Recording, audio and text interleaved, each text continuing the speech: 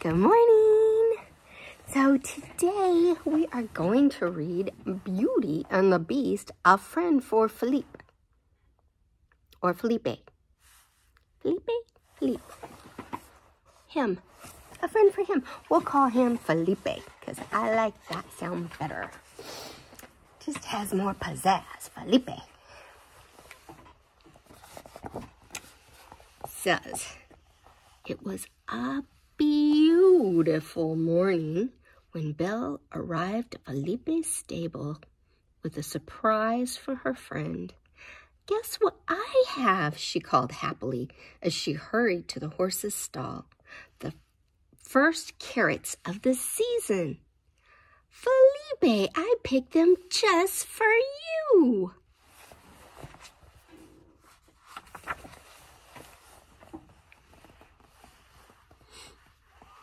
Phillipe was not as happy as Belle had hoped.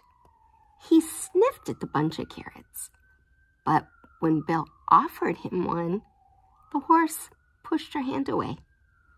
Is something wrong? Belle asked, alarmed. Phillipe was always hungry. Uh-oh, poor Phillipe. Phillipe hung his head and sighed.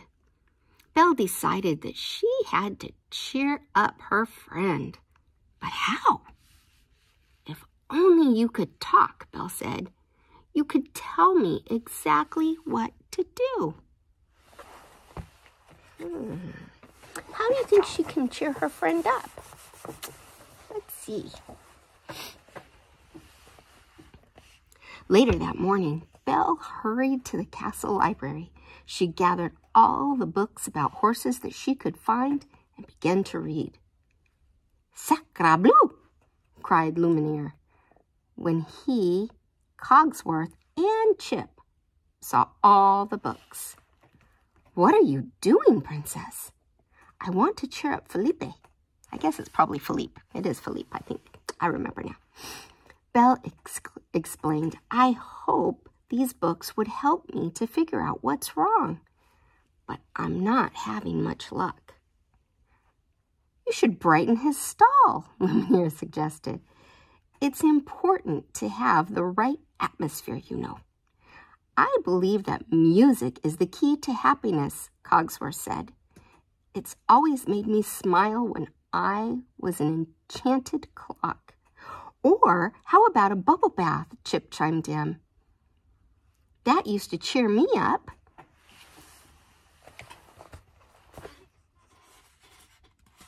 They all have great ideas, huh? Belle decided to give each idea a try. First, she and Lumiere decorated Phillipe's stall. They covered the walls with wallpaper and sprinkled flower petals on the floor. They piled pillows in the corners, hung curtains on the windows, and strung up beaded garlands. For a final touch, they hung a chandelier from the ceiling. Wow, that is some fancy stall now, huh? Voila! Lumiere exclaimed. What more could a horse ask for? Phillipe stared sadly out the window. I wish I knew, said Belle. See, I didn't do it for him.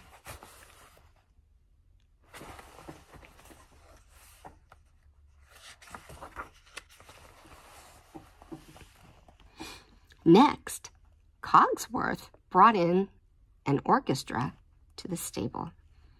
Belle, Lumiere, and Chip listened politely as Cogsworth led the musicians through a very long concert. Phillipe didn't seem to enjoy the music, though. See, he's like,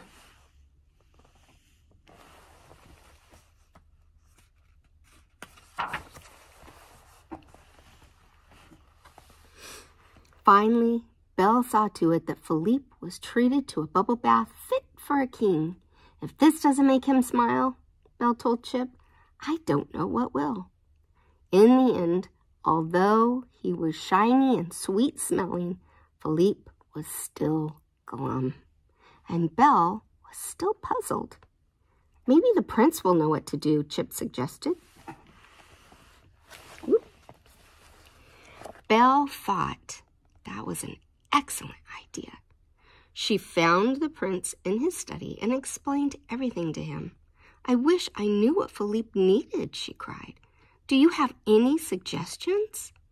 The prince thought for a moment. Maybe a walk would do him good, he said. "That always used to cheer me up." "Of course," Belle agreed. "That's a wonderful idea."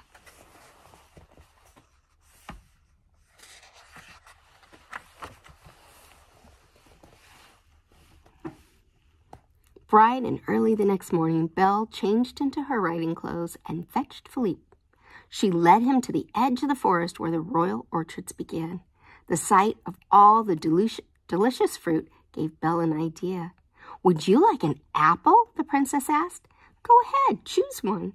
Phillipe wandered from tree to tree, eyeing each apple and sniffing some. But he looked sad, and his steps were slow and heavy. It was clear that his heart was not in it. They continued until they reached a meadow. All of a sudden, Phillipe's ears pricked up and his head snapped to attention. Then he charged off like a racehorse. "Whoa, boy!" Belle cried, nearly falling off the saddle. "Where are you going?" But Phillipe galloped on straight into the forest. At last they emerged into a clearing filled with wild horses.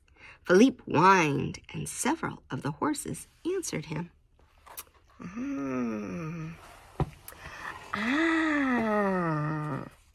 It's making sense. Finally, Belle realized what Phillipe had wanted. Not a fancy stall or fine music or a bubble bath. He wanted to be with the other horses. Phillipe trotted eagerly over to the herd. "Well, go on," Belle said, as she swung out and off the saddle. "Go have some fun." Soon, Phillipe was playing with one of the other horses. The two horses chased each other around the clearing and found a patch of delicious grass. All too quickly, the day was over and the sun began to set.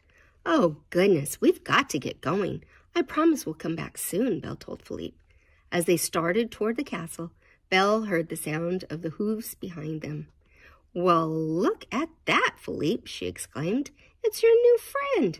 The horse who had played with Phillipe all afternoon was following them home.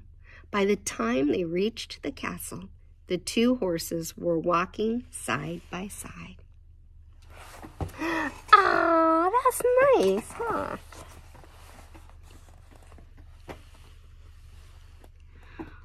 "Welcome to our castle," Belle told the new horse when they arrived. "We're honored to have you as our guest." To show the horse she meant it, Belle fixed up a stall next to Phillipe's. "There," she said when she was through. "Now this looks like a stable where a horse or two could live happily ever after." And that is exactly what they did. Aw, Phillipe just wanted a friend, huh?